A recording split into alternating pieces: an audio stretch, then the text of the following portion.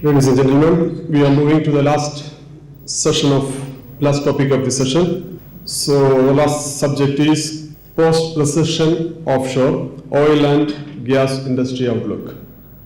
And our speaker is Mr. Aftab Hassan from Maritime Management Company. Please welcome Mr. Aftab. Mr. Aftab Hassan is the Managing Director and CEO of Maritime Management Company, MMC, and MMC Global India Private Limited. He is also Chairman of A2R Solutions and CEO of Area Insurance Brokerage Company, LLC.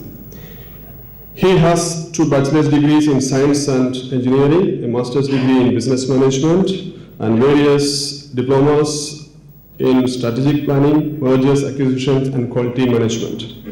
He is a senior management professional with 23 years of high-impact senior leadership roles, working with multinationals in India and Middle East. And he has been involved with oil and gas and marine offshore consortium locally and regionally. Let us welcome Mr. Aftab Hassan. Good afternoon, friends. Ladies and gentlemen, although the topic which I'm going to speak comes from oil and gas, but I was just seeing that the topic which has been given to my particular sector was shipping economics. Anyway, I'm talking about offshore, which covers shipping mainly, and but more or less it's more like analysis of the offshore industry, and especially keeping in mind the post-recession outlook and where we are heading, where we are. We have lived enough honest speculations. Post-recession, now 2 years have passed. This is the 3rd year we have entered. And every year, as we all say that we live for future, we always think of better days to come. And of course, I'm not going to make everyone depressed. So coming to this note, I just want to share a joke with all of you to make it more light, this environment, because it was more technical, and I believe you all people need that break, isn't it? There is a business father who asked his son to take his destiny and to come and take over the place where he has built this empire for long years. So he said, son, now I want to retire and I want you to hand over my company.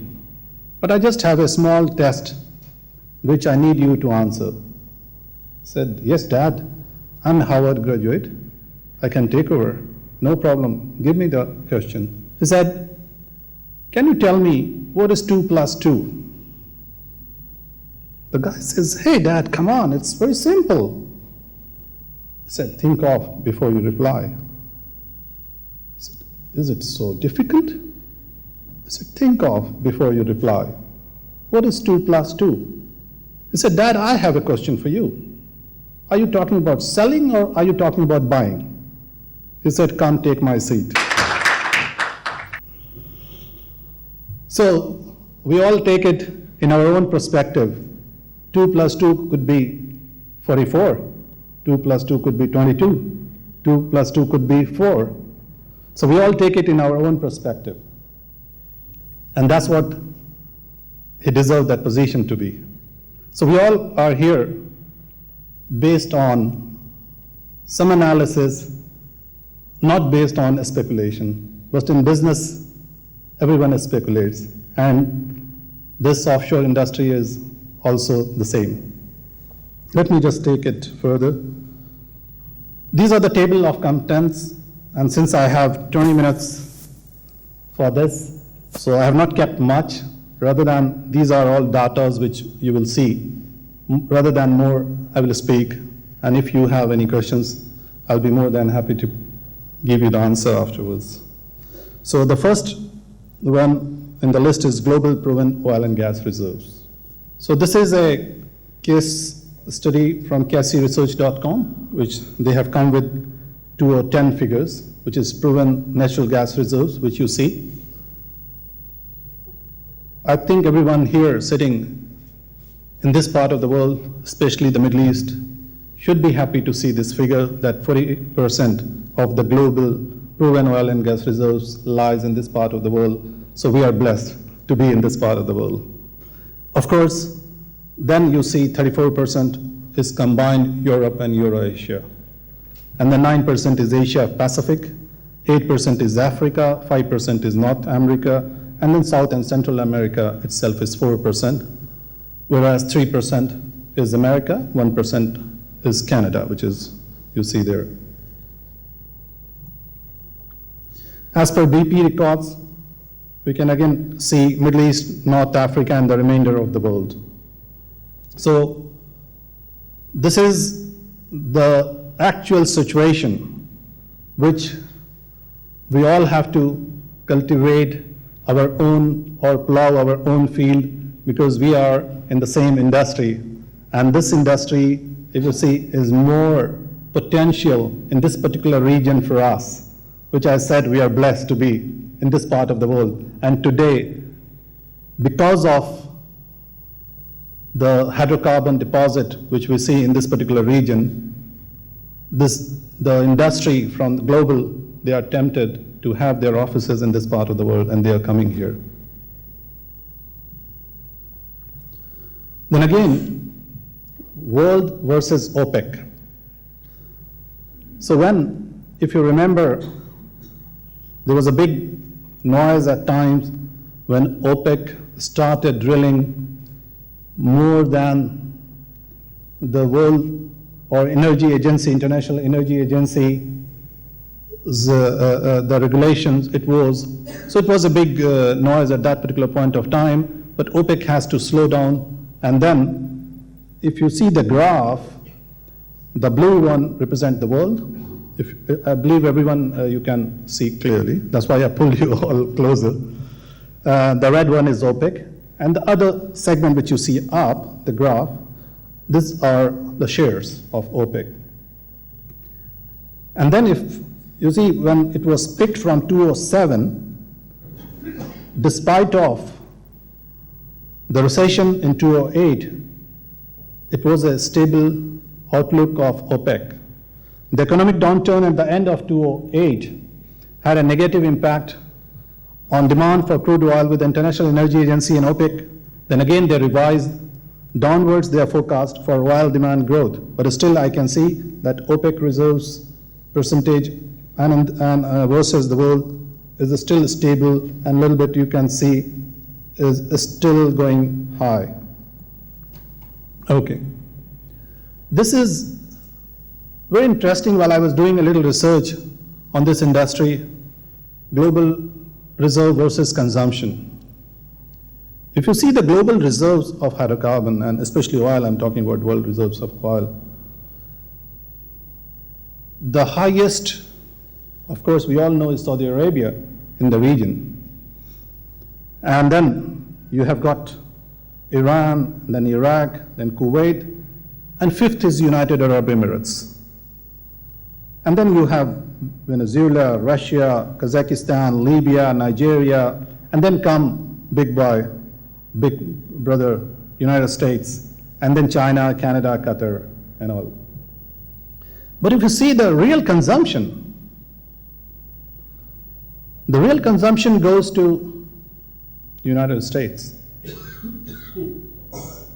I was telling to one of my colleagues, we were sharing this some time back. I said, look,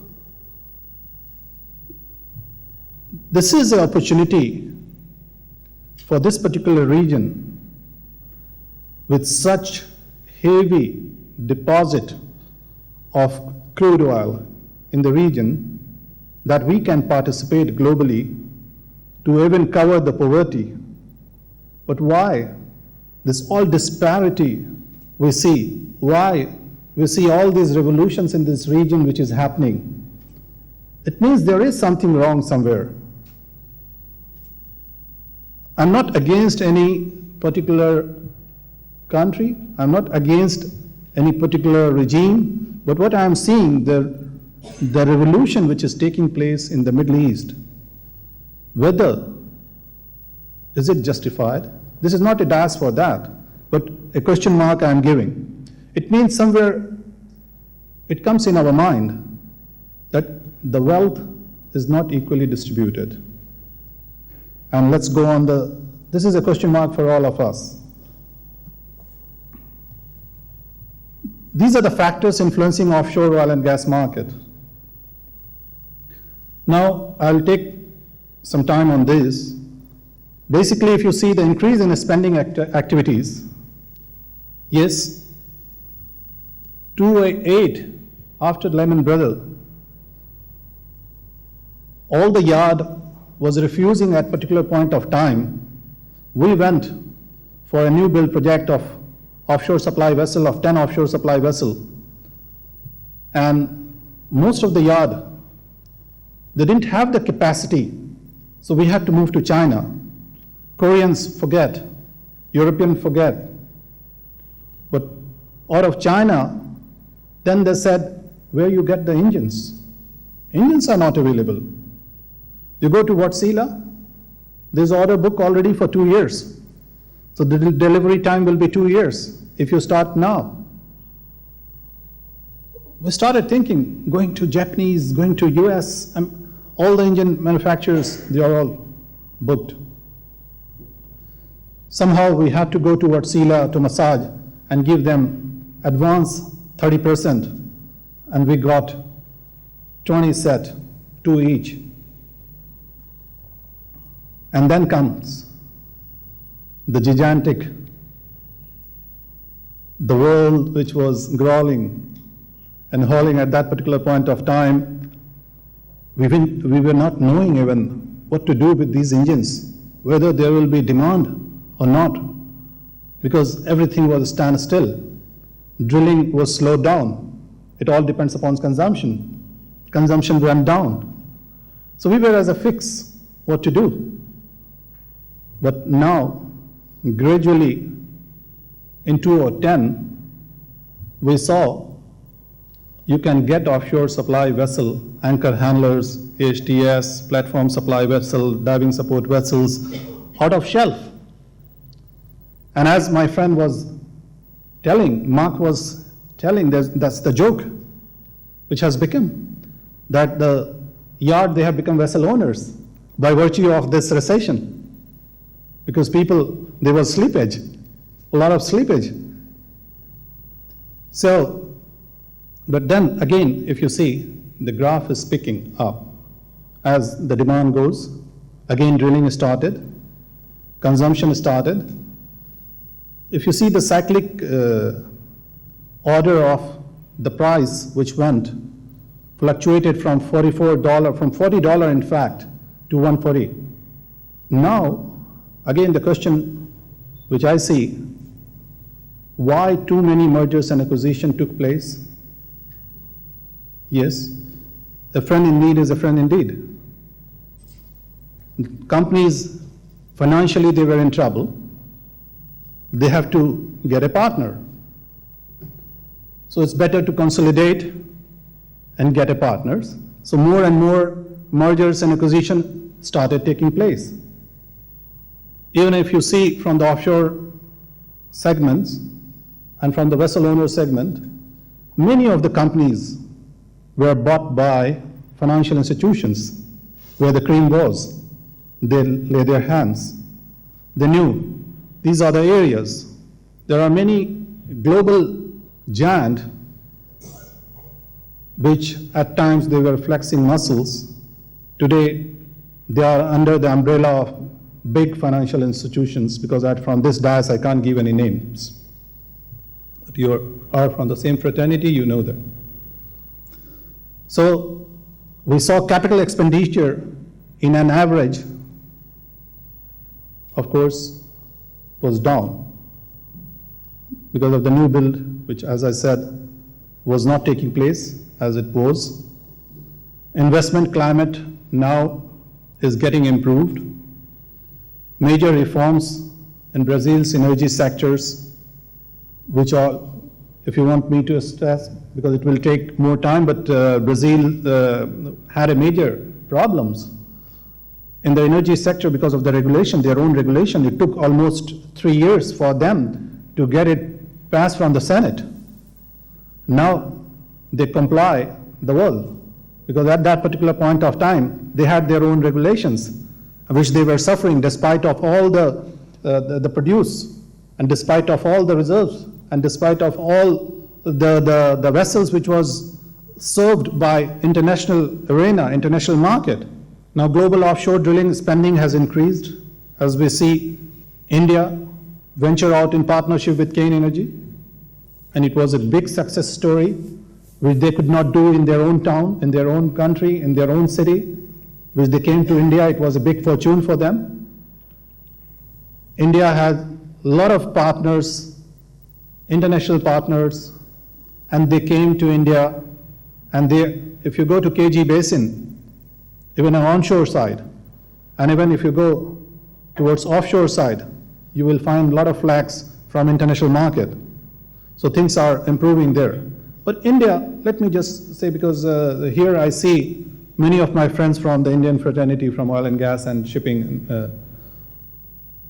Indian story is a different story altogether.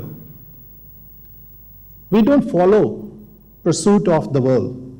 We make changes. People, they walk and they start believing literally on Indian story. It takes some time to adapt, but we don't adapt changes of the world, and we don't run in ship flock style. It's not the way of India.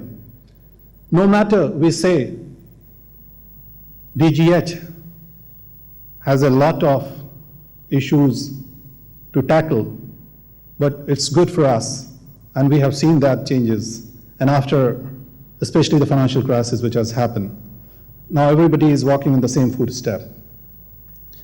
Now again, shale gas plays a key role in unconventional investment in energy sector. A lot of companies are coming in there.